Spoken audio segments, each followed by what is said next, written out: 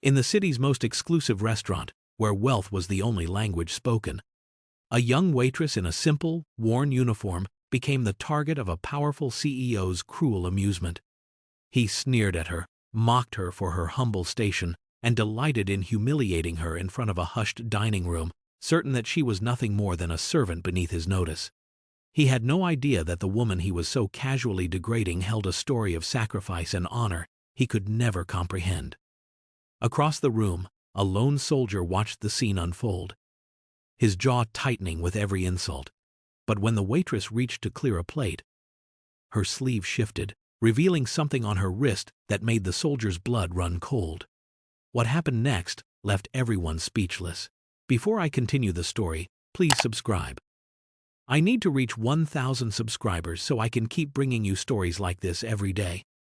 It's just one click for you, but it means a lot to me. Thank you. The grand dining hall of the Pinnacle was a testament to architectural ambition and audacious luxury. A space designed to make its patrons feel as though they were dining amongst the stars themselves, both celestial and societal. Towering floor-to-ceiling windows, spanning a breathtaking 2 stories, offered an uninterrupted panorama of the city's glittering skyline, a sprawling tapestry of light and shadow that seemed to bow before the restaurant's lofty perch on the 77th floor of the Titan Tower. The interior was a symphony of polished marble, rare mahogany, and shimmering gold leaf accents that caught the light from the 1,000 crystal pendants of the central chandelier, scattering it like captured starlight across the room. Every table was a secluded island of privacy and opulence, draped in heavy linens the color of fresh cream and set with sterling silver cutlery that gleamed with a soft, confident brilliance. The air itself seemed different here, thinner, rarefied, and scented with the subtle, expensive perfumes of its clientele and the delicate aromas wafting from a kitchen that boasted not 1, but 3 Michelin stars. This was not merely a place to eat. It was a theater of power, a stage where the city's elite came to perform their status, to see and be seen, and to reinforce the unspoken hierarchy that governed their world. Into this highly curated environment of quiet, confident wealth, Alara moved with a grace that seemed almost out of place. Her uniform was simple. A practical black dress with a crisp white apron, impeccably clean but showing the subtle signs of long wear in the faint fading of the fabric and the slight softness of its edges. Her hair was tied back in a neat, unassuming bun, and her face, though youthful, was marked by a serene composure that seemed unshakable. She did not rush, but moved with an economy of motion that spoke of deep competence and a quiet dignity.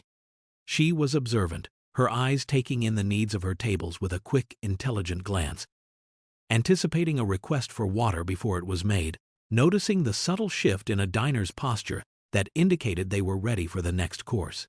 She was, in every visible way, the consummate professional, a humble and efficient cog in the magnificent, gilded machine of the Pinnacle. Yet there was something more to her. A stillness in her gaze, a deep, unreadable calm in her eyes that hinted at a world of experience far beyond the polished floors and hushed conversations of this restaurant. It was a quality that most of the patrons, lost in their own reflections in the gleaming surfaces around them, would never notice. They saw the uniform, the deferential nod, the quiet service, and they saw a waitress. They saw what they expected to see, and their assumptions formed an invisible wall between their world and hers, a wall they believed to be solid and insurmountable. They could not have been more wrong, for within that simple, unassuming woman was a strength forged in crucibles they could scarcely imagine, a quiet powerhouse of resilience and honor, waiting for the moment when the world would be forced to look beyond the apron and see the truth of who she really was. Her story was not one of service in a restaurant, but of a much higher, more profound calling. Across the opulent dining room, seated at a small, discreet table for one near the panoramic window, sat Sergeant Marcus Thorne. He was a man who seemed to be carved from a different kind of stone than the other patrons of the Pinnacle. While they were soft, polished, and draped in expensive fabrics that announced their wealth, he was all hard lines and quiet intensity. His posture ramrod straight, even in the plush velvet chair, He wore a simple, well-fitted civilian suit, but it did little to disguise the disciplined power of the soldier beneath. His hands, resting calmly on the table, were calloused and strong, and his eyes, a clear, piercing blue, scanned the room not with the idle curiosity of a diner, but with the trained, systematic observation of a man accustomed to assessing his environment for threats and details others missed. He was on a brief leave, a short respite from a world of sand, sacrifice, and the unwavering bonds of duty. This dinner was a solitary ritual for him, a quiet moment to reconnect with a world he no longer felt entirely a part of, a world of baffling luxury and casual excess. He felt a profound sense of dislocation amidst the glittering chandeliers and hushed whispers, a feeling of being a visitor from a harsher, more honest reality. His attention was inevitably drawn to the staff, to the quiet, efficient people who made this grand illusion possible. He watched them with a soldier's appreciation for discipline and hard work, and he noticed Ilara. He saw past the simple uniform to the core of her being. He recognized the subtle signs of a strength that was not physical, but something deeper, more ingrained. He saw the way she carried herself, with a centered stillness that was rare in any person, let alone someone in a high-pressure service job. There was no wasted movement, no flicker of panic or frustration when a demanding customer snapped their fingers. She met every request, every condescending glance, with the same unshakable, dignified calm. It was a kind of armor, he realized, an internal fortitude that was far more impressive than the expensive suits and glittering jewelry that surrounded her. He felt a sense of kinship with her, a silent recognition of a shared, unspoken code of conduct. It was the code of those who understood duty, who knew the meaning of quiet service, and who valued substance over style. While the other patrons looked through her, seeing only a function, a pair of hands to bring them their food, Sergeant Thorne saw a person of remarkable character, a quiet pillar of grace in a sea of arrogance. And as he watched, a new party was seated in her section. A group of men whose loud voices and self-important laughter immediately shattered the carefully cultivated ambiance of the restaurant.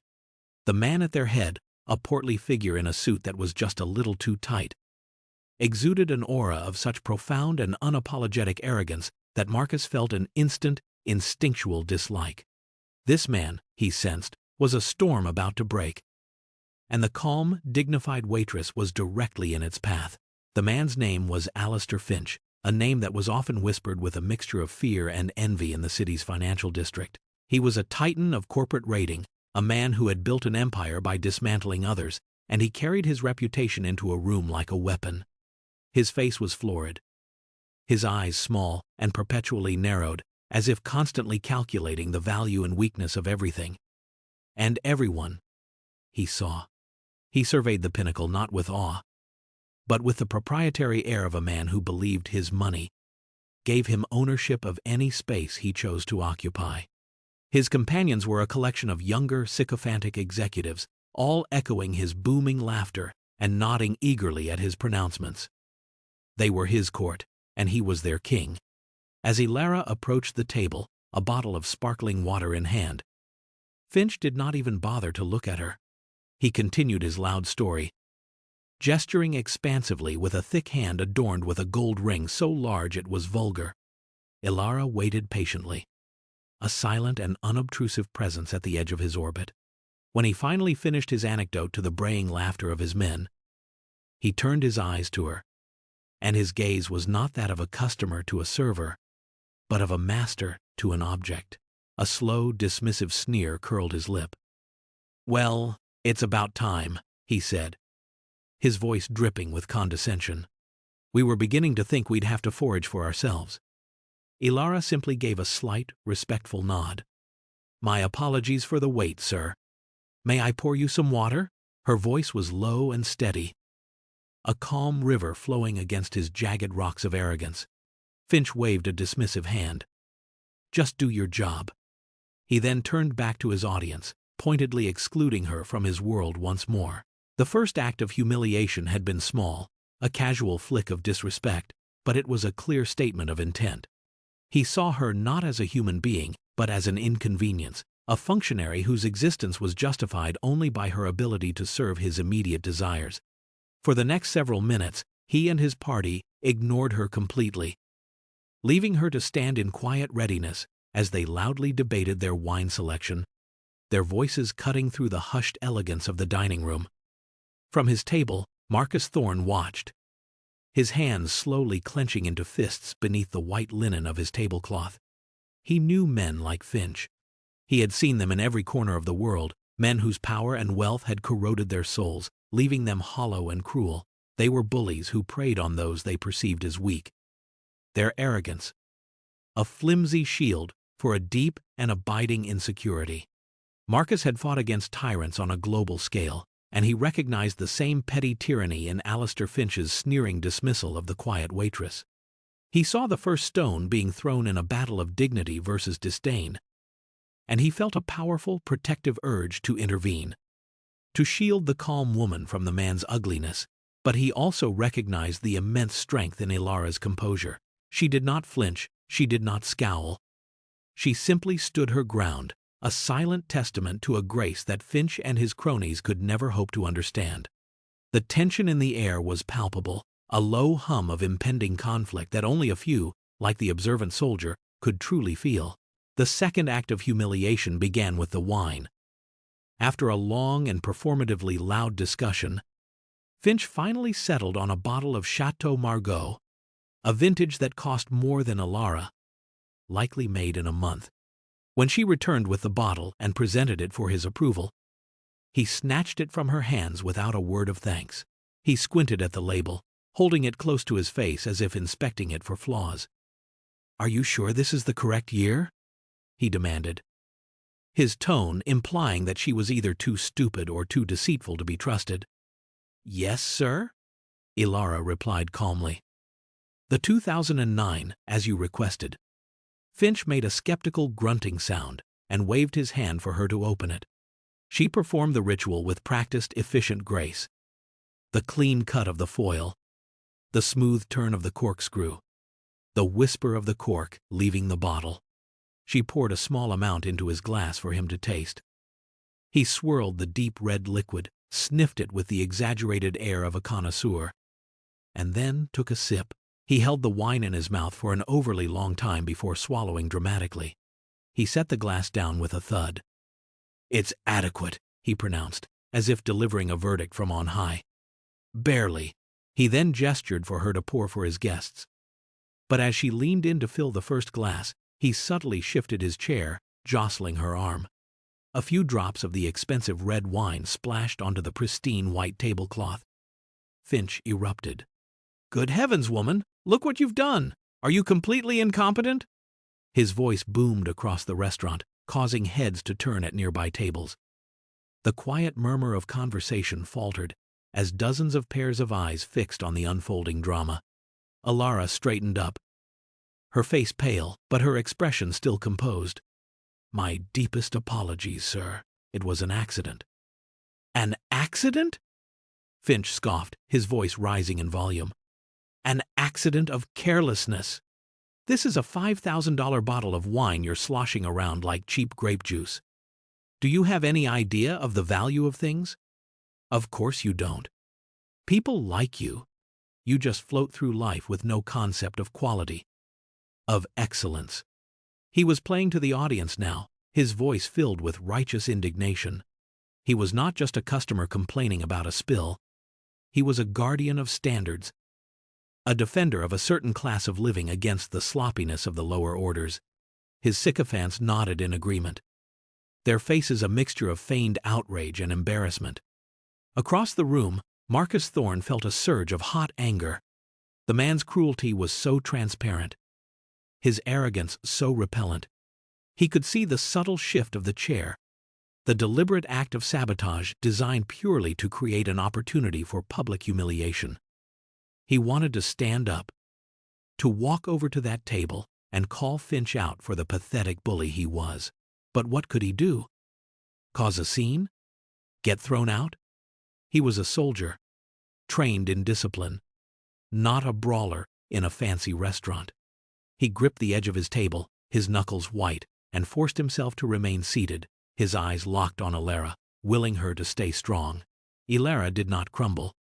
She did not cry or protest or make excuses. She simply absorbed the verbal assault with that same unnerving, dignified calm. She met Alistair Finch's furious gaze with her own steady, unblinking one. "I assure you, sir, I understand the value of things," she said, her voice quiet, but carrying a strange weight of authority that momentarily silenced him. "Allow me to have the tablecloth replaced for you immediately." Her response was so devoid of the fear or deference he expected that it seemed to infuriate him further. He wanted her to cower, to beg for forgiveness, to validate his superiority. Her composure was a form of defiance, a refusal to play the role he had assigned her. "Don't you dare take that tone with me," he hissed, his voice dropping to a menacing growl. "You are here to serve. That is your function. You fetch, you carry, you pour. You do not speak back to your betters." He leaned forward, his face uncomfortably close to hers, his voice low enough that only she and his tablemates could hear, though his venomous intent was clear to everyone watching. "I could have you fired. A snap of my fingers, and your little job, which I'm sure you desperately need, would be gone. Do you understand me?" The threat hung in the air, thick and ugly. This was the core of his power. The ability to inflict economic violence, to destroy a person's livelihood for the petty satisfaction of his ego. His companions shifted uncomfortably in their seats, their earlier amusement curdling into a palpable unease. The public shaming had gone on too long, crossing a line from casual arrogance into outright cruelty. Other patrons began to murmur amongst themselves, their expressions a mixture of pity for the waitress and disgust for the brutish man. The restaurant manager, a slender man named Julian with a perpetually worried expression, began to drift nervously towards the table, clearly torn between his duty to his staff and his fear of a wealthy and influential client. He hovered at a distance, wringing his hands, a perfect portrait of impotent authority. Ilara did not back down. A flicker of something hard and unyielding entered her eyes. It was not anger, but a kind of profound weariness. The look of someone who had faced down far greater monsters than this pathetic, preening man. "Sir," she said, her voice still perfectly even, "I suggest you lower your voice. You are disturbing the other guests." This was a mistake. By acknowledging the wider audience, she had challenged his control of the narrative. He saw it as a direct affront to his dominance. He pushed his chair back violently, the legs scraping harshly against the marble floor as he rose to his feet, his face now a mask of purple rage. "How dare you!" he bellowed, his voice finally breaking free of all restraint and echoing through the now silent dining room. "You are telling me how to behave? A little nobody waitress in a cheap uniform? You don't belong here. People like you are meant to be invisible." The final insult landed with the force of a physical blow. It was the ultimate expression of his worldview, that her humanity was conditional, that her presence in this temple of wealth was a privilege he had the power to revoke. It was in that moment of ultimate condescension, as Alistair Finch stood looming over her, his face contorted in a triumphant sneer, that the pivotal movement occurred. To discreetly clean up the few drops of spilled wine from the floor before a colleague arrived with a new tablecloth, Ilara knelt down. It was a gesture of service, of humility. Yet she performed it with the same unhurried dignity she had shown all evening. As she reached forward with a napkin, the cuff of her simple, long-sleeved uniform blouse, worn for practicality under her apron, slid back just an inch or two, exposing the delicate skin of her wrist. And on that wrist was a simple, stark band of black metal. It was not a piece of jewelry. It was thin, unadorned, and etched with a name and a date. From across the room, Sergeant Marcus Thorne's trained eyes, accustomed to picking out minute details from a distance, instantly locked onto the object. His breath caught in his throat. His heart hammered against his ribs. The world around him seemed to slow down, the angry face of Alistair Finch and the shocked faces of the other diners fading into a blurry background. He recognized that bracelet. Every soldier, every member of the armed forces knew what it was.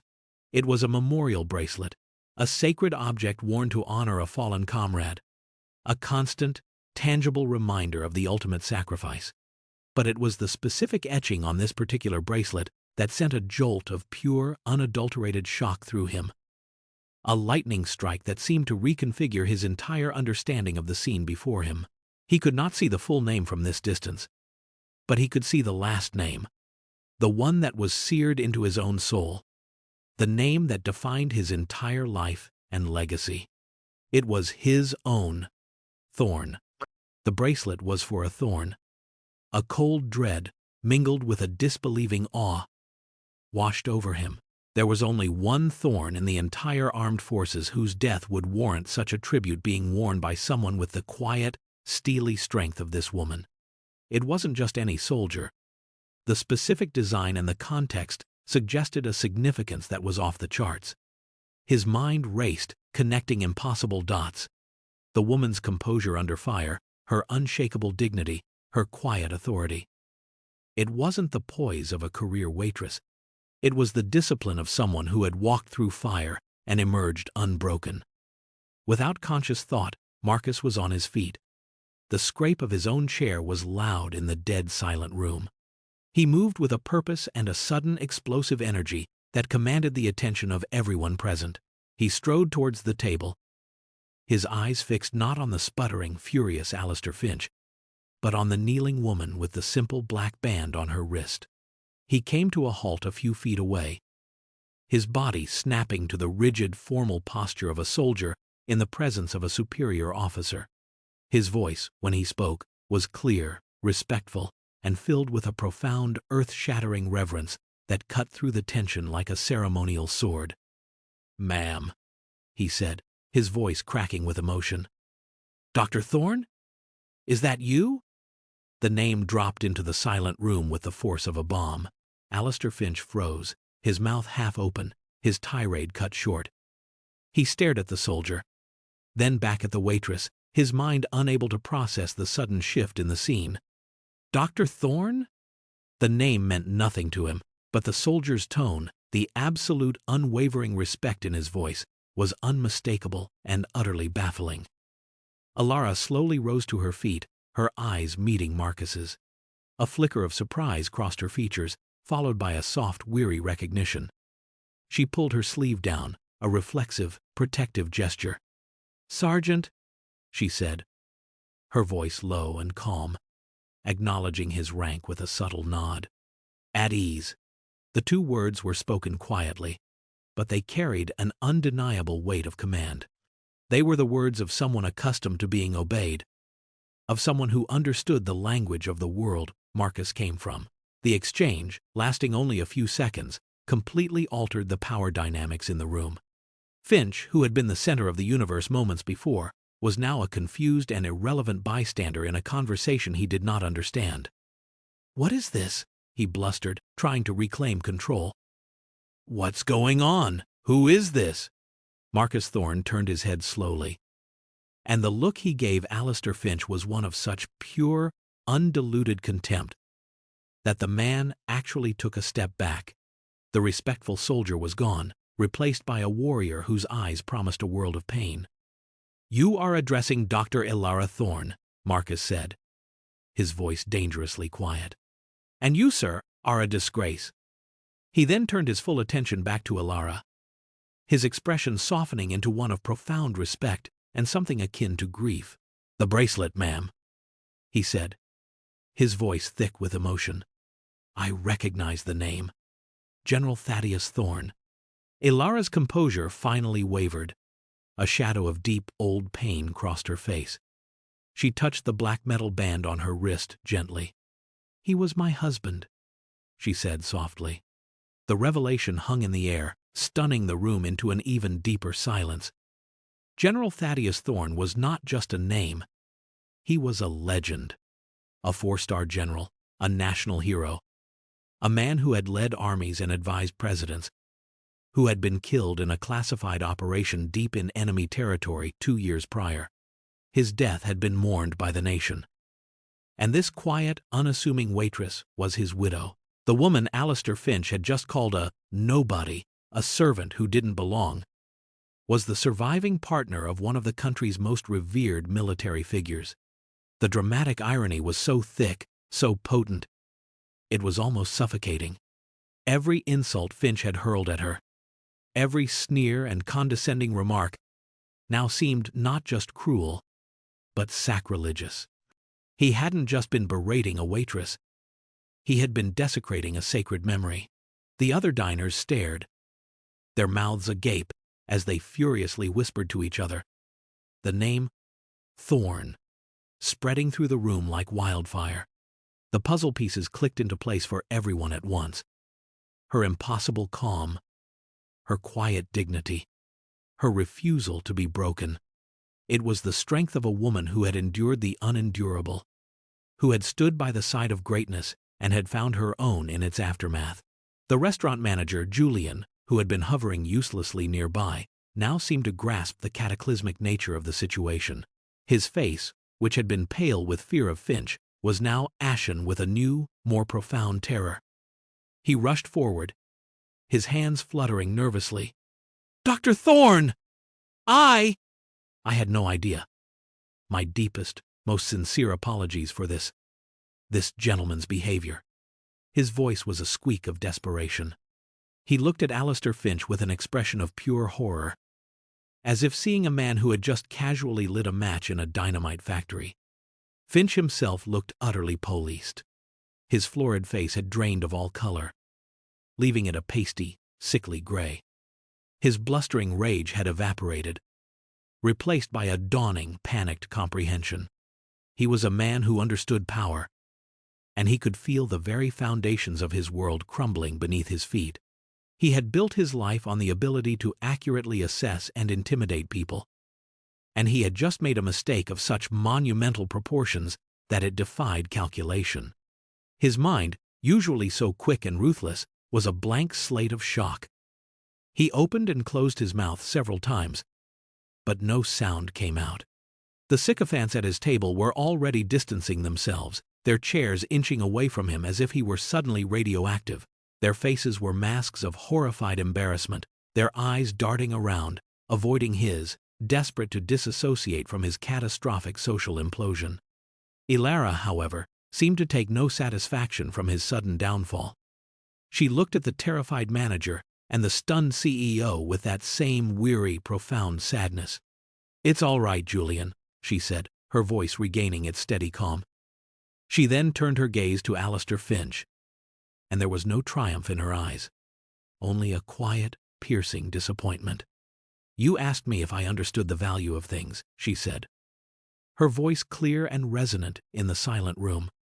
"My husband, General Thorne, gave his life for the principle that every person has inherent value, regardless of their uniform, their job, or the amount of money in their bank account.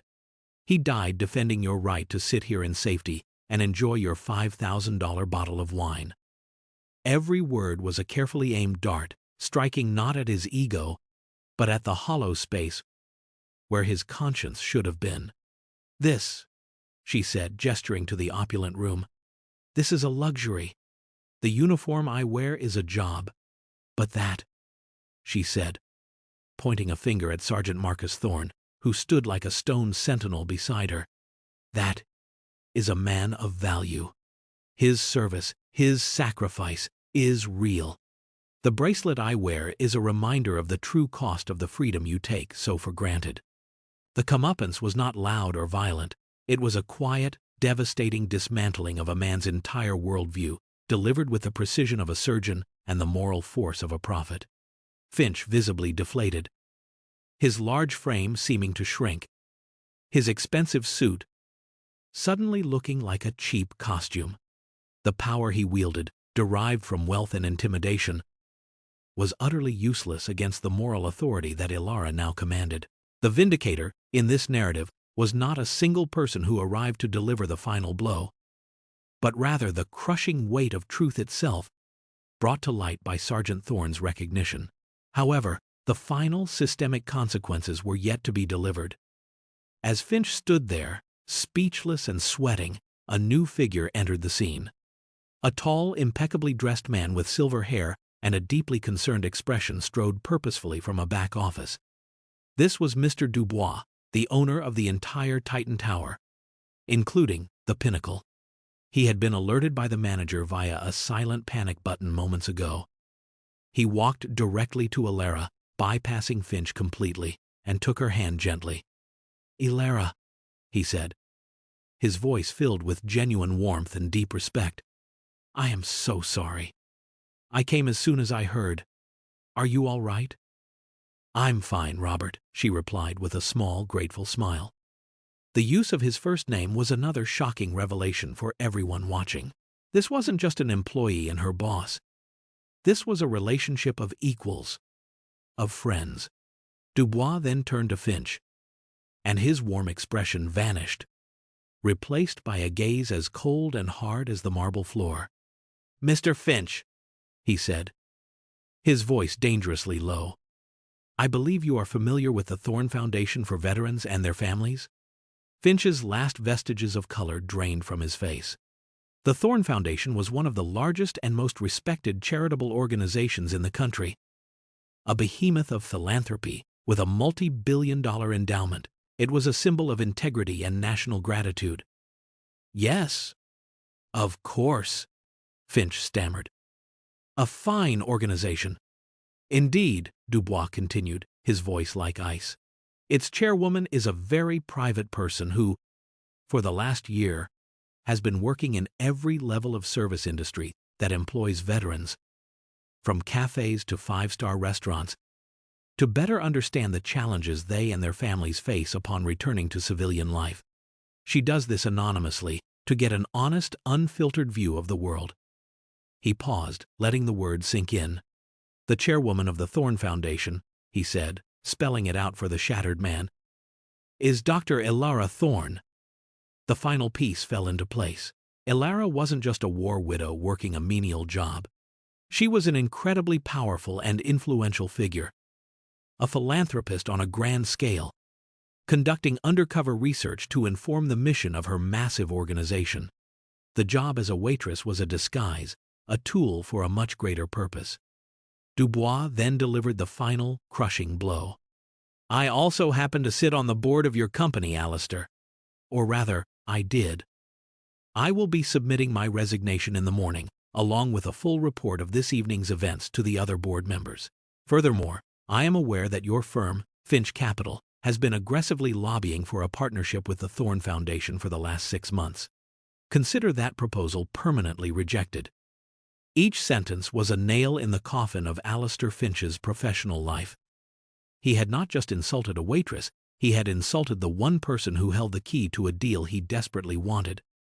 And he had done so in front of a witness who had the power to detonate his career.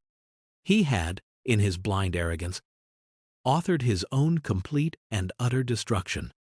"Now," Dubois said, his voice leaving no room for argument, "I am asking you to leave my establishment immediately."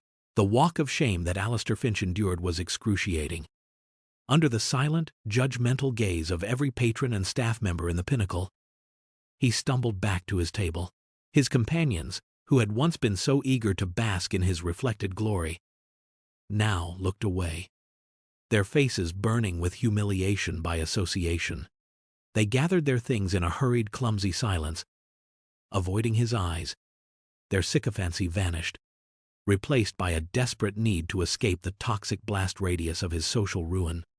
Finch, once a swaggering titan who commanded every room he entered, now looked small and pathetic. His shoulders were slumped, his expensive suit seemed ill-fitting and clownish, and his eyes were wide with a dawning, panicked horror. He had been publicly stripped of his power, his status, and his dignity. All with a few quiet words. As he made his way towards the exit, he had to pass by the table where Sergeant Marcus Thorn had been sitting. Marcus stood silently, his arms crossed, his expression unreadable but radiating an aura of immovable justice. Finch flinched as he passed, unable to meet the soldier's steady gaze. He was a man utterly and completely defeated, not by physical force, but by the quiet power of character and truth. Once Finch and his disgraced entourage had finally departed, A strange and wonderful thing happened in the dining room of the Pinnacle. The silence was broken by a ripple of applause. It started with one or two tables, then spread quickly throughout the entire restaurant. The patrons, the city's elite, were standing and clapping. They were not clapping for the drama, but for Alara.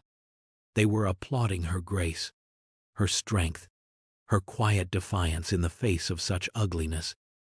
It was a spontaneous, heartfelt tribute to the unassuming waitress who had revealed herself to be a queen in disguise.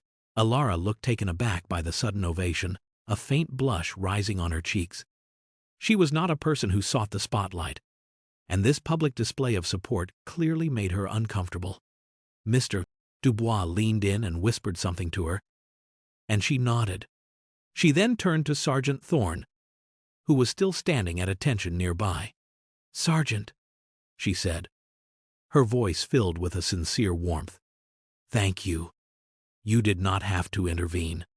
Marcus finally allowed himself a small, sad smile. "Ma'am," he said, his voice full of feeling. "My father, General Thorne. He always said that the true test of a person isn't how they treat their equals, but how they treat those they believe are beneath them. You honored his memory tonight by being a person of immense character. I was the one who was honored to witness it." Ilara's eyes misted over, and she gave him a nod of profound gratitude. In that moment, they were not a waitress and a soldier, but two souls bound by a shared connection to a great man, united in a moment of unexpected and deeply meaningful vindication. The night had started with an act of ugly humiliation, but it was ending with a powerful affirmation of the enduring strength of dignity, honor, and the quiet power of a righteous soul. A year passed. The story of what happened at the Pinnacle became a quiet legend in the city, a cautionary tale whispered in boardrooms and exclusive clubs about the dangers of arrogance and the folly of judging by appearances. For Alistair Finch, the fallout was swift and catastrophic. Just as Mr. Dubois had promised, a report of his behavior was circulated among his company's board members. Faced with a massive scandal and the loss of the Thorne Foundation partnership, which was seen as a major failure of his leadership and character, the board had no choice. They called an emergency meeting and, in a unanimous vote, Alistair Finch was removed as CEO of the company he had built. His golden parachute was rescinded due to a morals clause in his contract he had long forgotten. He lost everything: his power, his prestige, and the fear-based respect he had mistaken for admiration. The humiliation of that night was not a fleeting embarrassment. It was the catalyst for his complete professional and social annihilation. Stripped of the trappings of his former life, Finch found himself adrift, a pariah in the world that had once worshipped him. The experience forced him into a harsh and unwelcome period of introspection. For the first time in his life, he was invisible, just another man on the street, and the experience was terrifyingly humbling. He began to see the world not from a position of power, but from the bottom looking up, and it changed him. He started volunteering, not for any strategic reason, but because he had nothing else to do. He found himself at a veterans outreach center in a modest part of the city, the very kind of place funded by the Thorne Foundation. He served food in a soup line, listened to the stories of men and women who had sacrificed everything for their country, and slowly, painstakingly, began to rebuild his shattered sense of self, this time on a foundation of service rather than greed. One afternoon, a familiar figure walked through the doors of the center. It was Alara Thorne. She was not wearing a waitress uniform, but a simple, professional dress. She moved through the room with the same quiet grace. But now she was greeting people by name, offering words of encouragement, her authority not one of command, but of compassion. She saw Finch, standing awkwardly in an apron, and her eyes registered no surprise, only a calm acceptance. She walked over to him, and he tensed, expecting a final, damning judgment. "Alistair," she said, her voice gentle.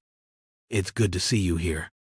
He could only nod, his throat tight with a shame so profound it was almost choking him.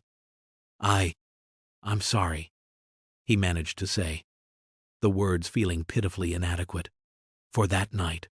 For everything. Ilara looked at him, her gaze deep and searching. "That man is gone," she said softly. "The question is, who is the man standing here today?" In her question, he heard not condemnation, but a challenge, an invitation to become someone better. It was in that moment that his redemption truly began. The changes spurred by that night echoed far beyond the life of one disgraced CEO. Ilara Thorne, having completed her year-long tour of service industry jobs, compiled her findings into a comprehensive and deeply moving report. The Thorne Report, as it came to be known, was a powerful exposé on the myriad challenges faced by veterans and their families in the civilian workforce. It detailed the quiet struggles, the financial hardships, the dismissive attitudes, and the lack of understanding they frequently encountered. But it also highlighted their incredible strengths. Their discipline, their resilience, their unwavering work ethic, and their profound sense of duty. The report did not just present problems. It proposed concrete, actionable solutions. Armed with this data and the moral authority of her story, which she finally allowed to be shared, Ilara launched a new, ambitious initiative through her foundation, Project Dignity. The project partnered with major corporations across the country to create robust veteran employment programs, to provide sensitivity and awareness training for civilian managers, and to establish support networks for military families. The story of her night at the Pinnacle became the centerpiece of the training program, a powerful, real-world example of the unconscious biases and outright prejudices that service members often faced. Sergeant Marcus Thorne, at Ilara's request, was honorably discharged and took a leading role in the new initiative, his first-hand experience and unwavering integrity making him the perfect ambassador for the program. The ripple effect was enormous. Companies that had once paid only lip service to supporting veterans now began to implement meaningful changes, not just out of a sense of patriotism, but because the Thorne Report made a powerful business case for the value these individuals brought to the workplace. The culture began to shift. Slowly but surely. The story became a parable, a touchstone for a national conversation about respect, service, and the true meaning of strength. It was a reminder that heroes did not always wear uniforms. Sometimes they wore aprons. Sometimes the greatest strength was found in the quietest souls, and the most profound power was wielded, not with a loud voice of command, but with a steady, compassionate heart. The Pinnacle restaurant, under the guidance of Mr. Dubois, became a model employer for veterans, its staff filled with men and women who, like Ilara and Marcus, understood the profound, unbreakable bond of service. The single act of cruel arrogance by one man had inadvertently sparked a movement of kindness and respect that would touch the lives of thousands. It was a testament to the idea that even the darkest moments of humiliation could, in the right hands, be transformed into a beacon of hope and a catalyst for profound and lasting change. The legacy of General Thorne was not just one of military victory, but of a deeper, more enduring victory for the human spirit. What does it truly mean to see a person? Do we look at the clothes they wear, the job they perform, and make a final judgment based on those superficial details? Or do we look deeper, into their eyes, into the way they carry themselves, and try to understand the journey that brought them to where they are? Alistair Finch saw a waitress. Sergeant Thorne saw a person of character. The difference in their perception determined their destiny. The world is full of hidden heroes, quiet giants who walk among us, their stories of sacrifice and resilience hidden behind a simple uniform or an unassuming smile. They are the veterans stocking shelves at your grocery store, the military spouses driving school buses, the Gold Star family members serving you coffee. They do not ask for recognition. They do not boast of their connections to greatness. They simply live their lives with a quiet dignity that is its own form of honor. The next time you find yourself interacting with someone in a service position, take a moment. Pause before you speak. Look at them, truly look at them. And remember that you have no idea what battles they have fought, what losses they have endured, what strength they hold within them. A moment of kindness, a simple word of respect, can make all the difference. It costs you nothing, but to them, it might mean everything. For in a world that so often judges the book by its cover, choosing to read the first page is a revolutionary act of compassion. Have you ever witnessed someone being unfairly judged? Have you ever stepped in to defend someone's dignity? Share your story in the comments below. And let's continue to inspire one another to build a world where every person is seen, valued, and respected for the content of their character, not the circumstances of their employment. Thank you for watching, and if this story touched your heart, please subscribe for more tales of inspiration and vindication. Remember, a little respect goes a long way.